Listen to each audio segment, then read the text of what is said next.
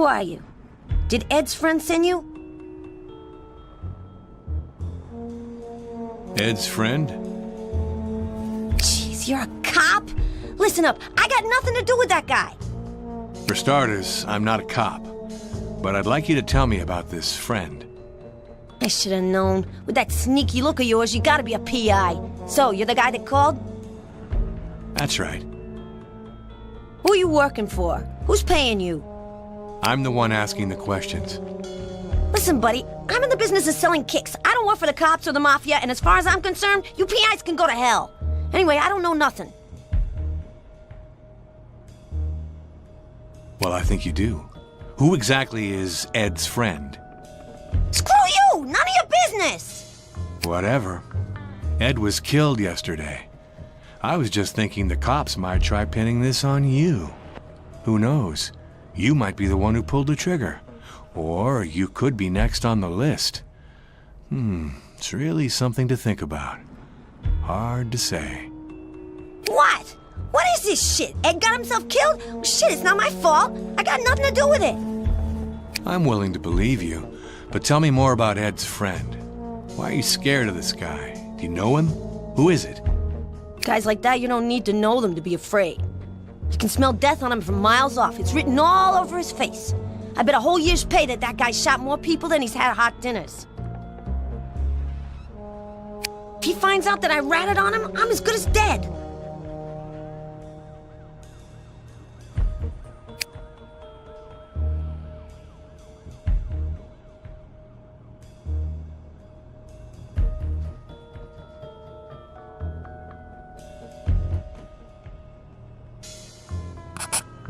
Hey, we never met. I don't even know anyone called Sonia. Yeah, I got it. So what's in it for me?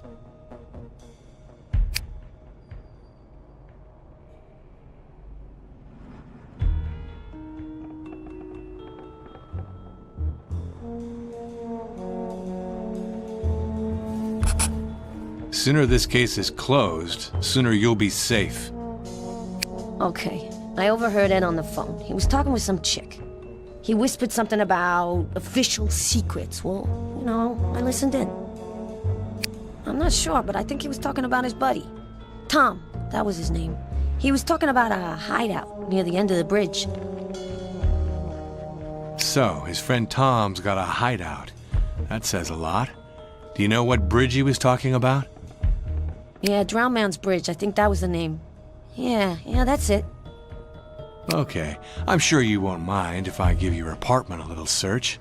Better me than the police, don't you think? Jeez, you got some nerve!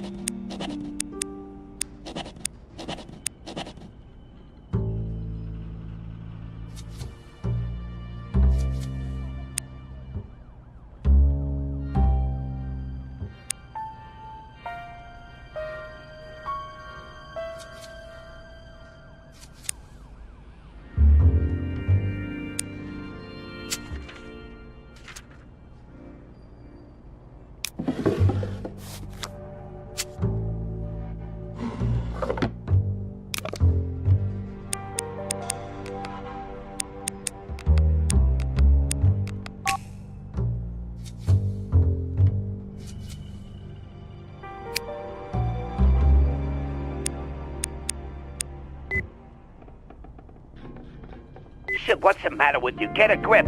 Everything will be fine. I thought we were cool. It's not difficult what you've got to do. All I'm asking you to do is to distract him for one evening. Just keep him busy. That's not too hard, is it? What are you bitching about? It's nearly showtime. Stop freaking out. I told you to stay on him all evening because we've got a little surprise lined up. Capiche? I told you, it's a friend. A friend. What's so damn fishy about that? All right. Listen real good, bitch. I paid you a shitload of money to keep my friend busy. We agreed how it was gonna work out. So, do what you gotta do and stop pissing me off. You wimp out on me, I swear, I'll come round and bust open that pretty face of yours with a hammer. Then you'll have to look for another line of work. Have I made myself sufficiently clear?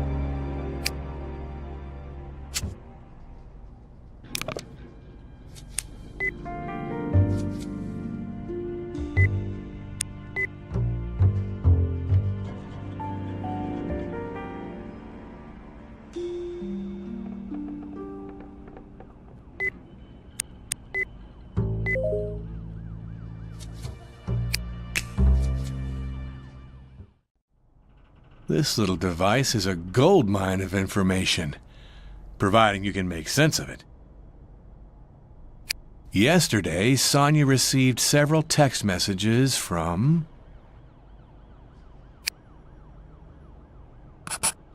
her mother.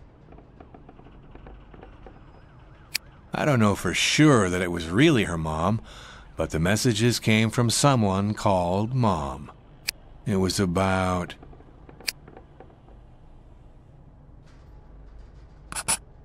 a parcel delivery.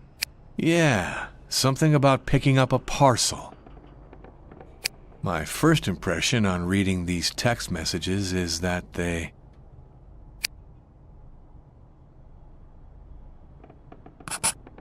look like coded messages. I'd bet the farm on it. But all this doesn't tell me anything more about the type of package or the true identity of the person hiding behind Mom. Under dialed numbers, one number in particular was called frequently yesterday between 5:42 p.m. and 6:02 p.m. This number's familiar. Who does it belong to?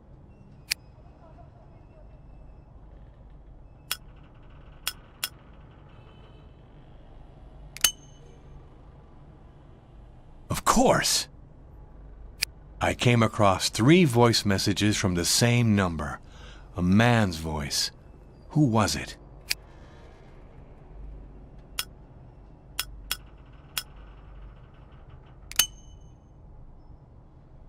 You got it. And what did I learn from the messages?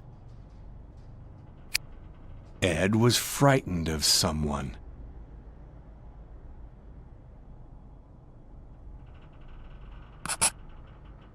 Sonia had given Ed a job. Ed had given Sonia a job. Sonia's job involved springing a man from prison. Sonia's job involved keeping a man busy. Sonia was afraid of the man. To calm her down, Ed said it was his brother. To calm her down, Ed said it was a friend. Now that makes perfect sense. All that remains is to find out which man she had to keep busy one evening.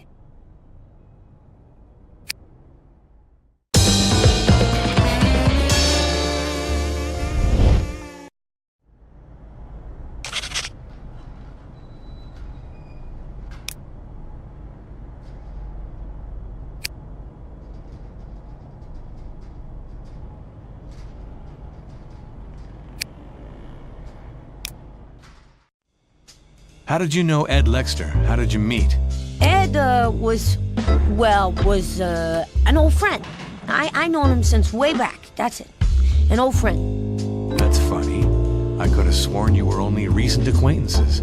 I would have even bet he picked your name at random. That's stupid. What makes you say that? This. I found this at Ed's place. Take a look.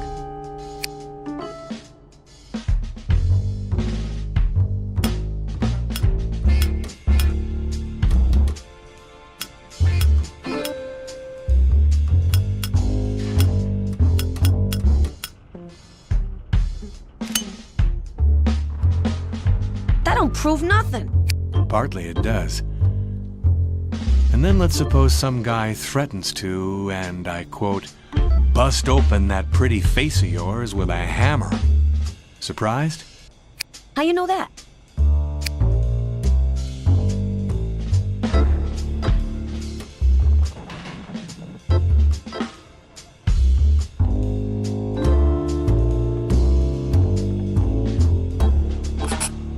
I came across his message when I was playing around with your cell phone. So what? What does that prove? Nothing. I just wanted to make sure it was nothing more than some sort of money deal between you two.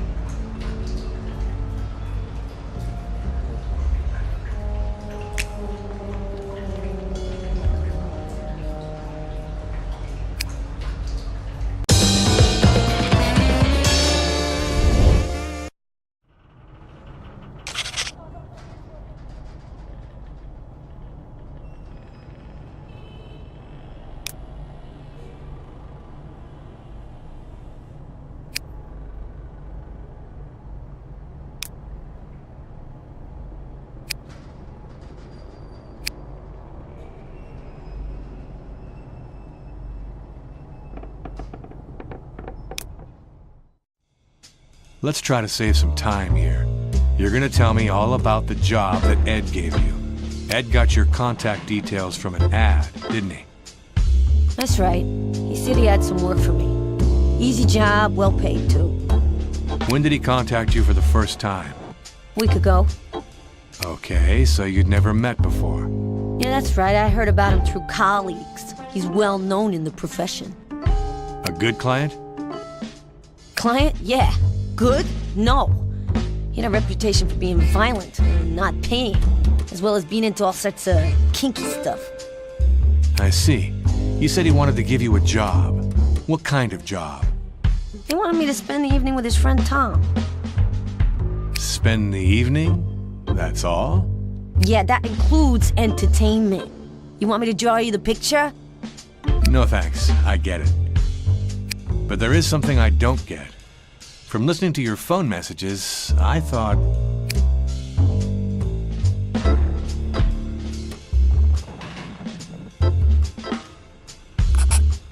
the job freaked you out.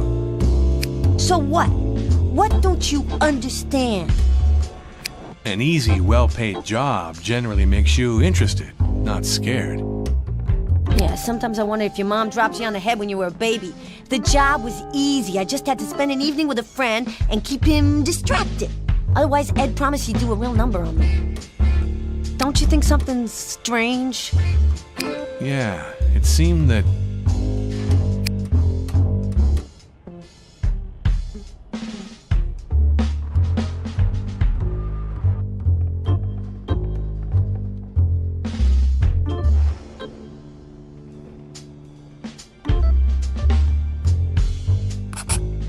Ed was placing way too much importance in such a pointless mission. Ah, at last, it's starting to sink in. That's what flipped me out. I could smell something was wrong a mile off. I couldn't care less about the job, I'm used to it. But I didn't like what was behind it all. All right, I've got to find out what he was hiding. Yeah, rest your brain cells. I'll tell you what was wrong. Tom had just broken out of prison. When he got here, he was still wearing his prisoner's clothes. Was he alone? Nah, there was some girl with him. What happened? They got here through the sewers. It was about 5 p.m. The girl asked Tom to get changed, and she took his clothes and was out of there. Uh-huh. And then? Yeah, then the guy did a real good job of dirtying my bathroom sink. He shaved and cut his hair. He could have blocked up the pipes with all that hair he had on his face. Afterwards, he just wasn't the same guy. He was, unrecognizable. How'd the evening go? There was no evening. The guy left after that. He was in one hell of a hurry. All right, thanks, Sonia. I'm sure I'll have some more questions for you, but we'll worry about that later.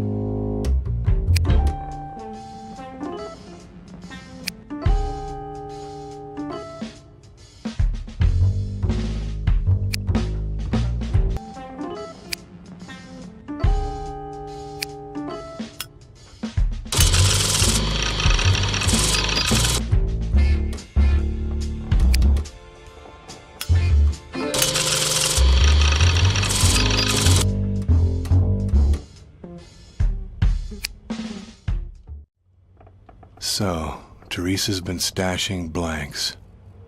But why? Probably because she wanted to...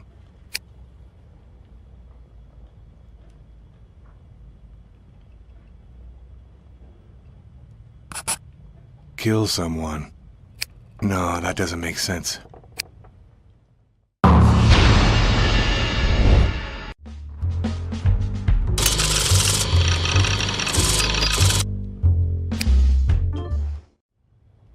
So... fake a homicide. Yeah, that makes sense. But something tells me she didn't go through with it. For the simple reason that...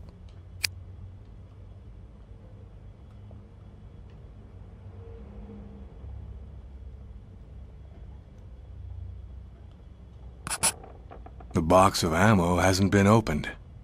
That's right. This is all very well, but I still don't know anything about what she was planning or why she didn't go through with it.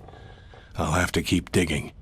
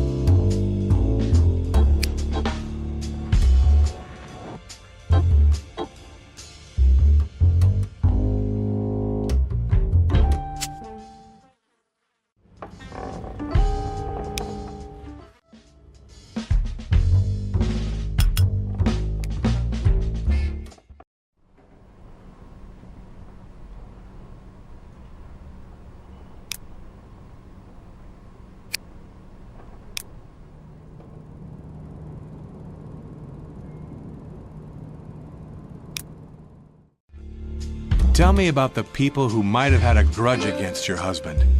About half the city. What do you mean?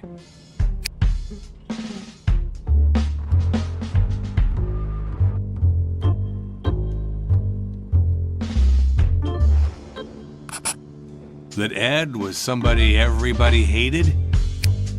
Of course. I don't think there was anyone more unpopular in Metropolis. For what reason or reasons? How do you think a foot soldier in the Mafia, a two-bit hoodlum, manages to piss off the entire underworld? Maybe by running up gambling debts?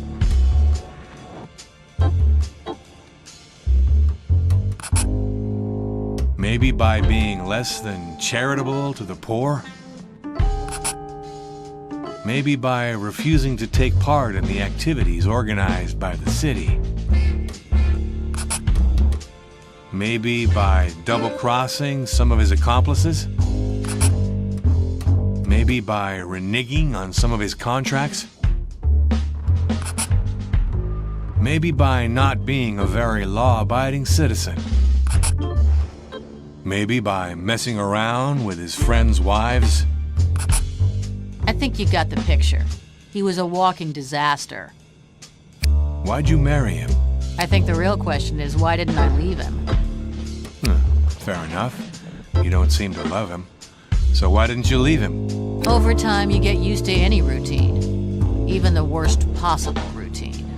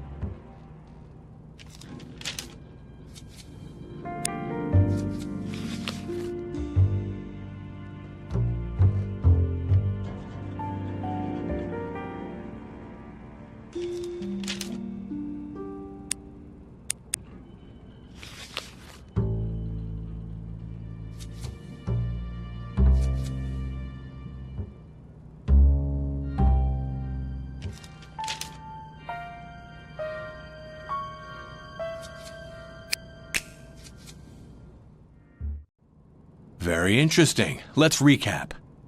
Our victim was a member of a gang of robbers. That's right. The gang was called the Jewelry Gang. That's it. I remember hearing about them at the time, but that story goes way back. So, there were how many members in the gang?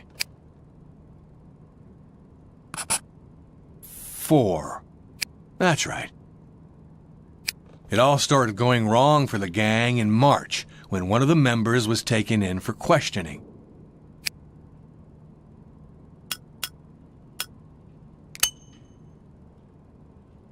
Eddie Lexter, our victim.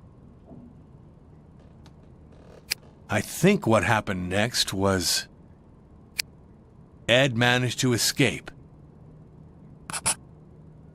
Ed was released shortly afterwards. All accusations against Ed were dropped.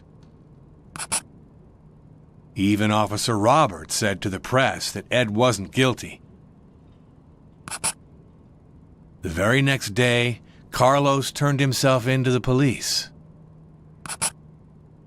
Carlos was the gang's leader. He was nicknamed the Weasel. After the 3 gang members were arrested, the trial took forever. No charges were ever brought against Ed. Well done, Red. What a memory. Ed Lexter was arrested and held for 2 weeks before Officer Robert, a big smile on his face, released. The next day, 3 of the gang's 4 members were all arrested. Their trial was over in less than 3 weeks. How come the trial was over so fast?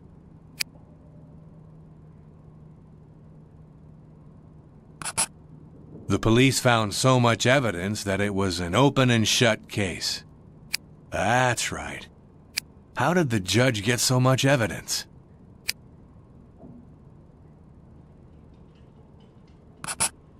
Ed Lexter told the police everything they wanted to know in return for his freedom. Exactly. So that's the link between Carlos, the guy who escaped, and Ed, the guy who was killed.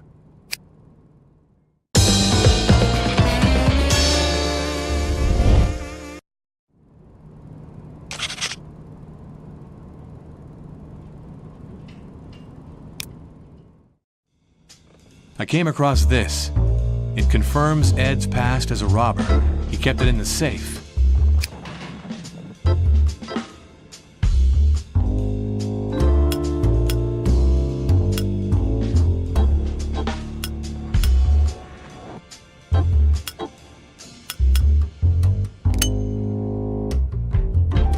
So what? I know that already. Don't you think that...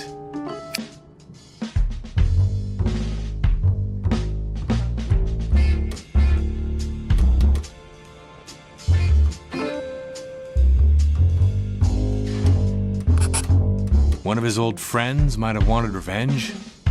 Of course, Carlos had been dreaming of getting even. He sent Ed a whole lot of death threats. As for the other 2, let's just say they weren't cut out for life in prison. How did Carlos manage to send death threats from behind bars? When you've got a lot of influence, it's easy to find a messenger. If he had so much influence, why not send a hitman instead of a messenger? What do you think?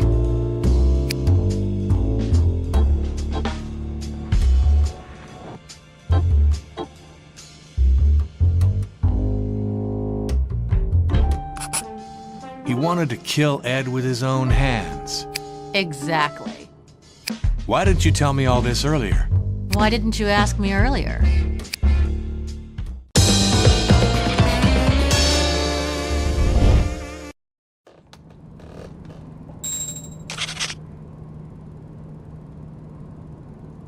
Are you going to be on my back much longer? What do you want? Nothing? Thought so.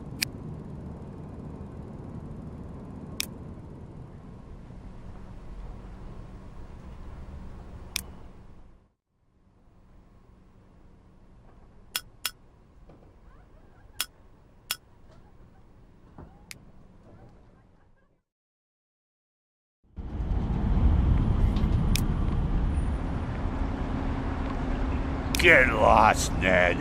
Bring me my spoon or I ain't talking. No.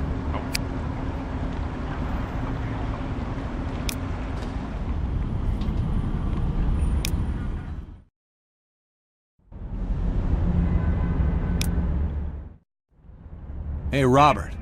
I came across some newspaper articles about the jewelry gang case. You must have been real young when that went down. Anyway, what a great start to a career. Congratulations.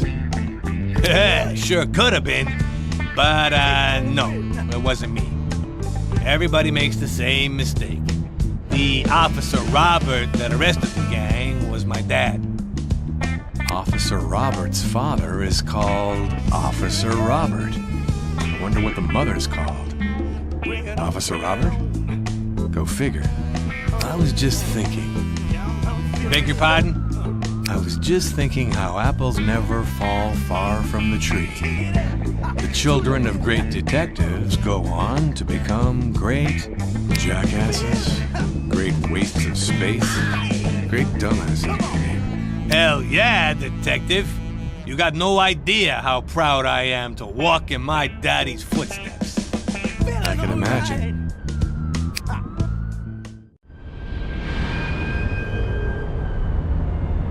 Not now, Mr. Johnson. I don't want to be disturbed.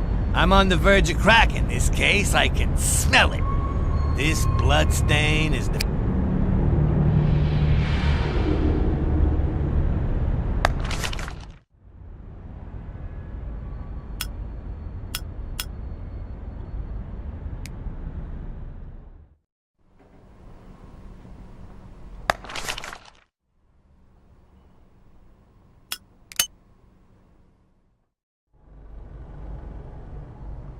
You really gotta bother me every 5 minutes? You know, nothing much has happened since last time.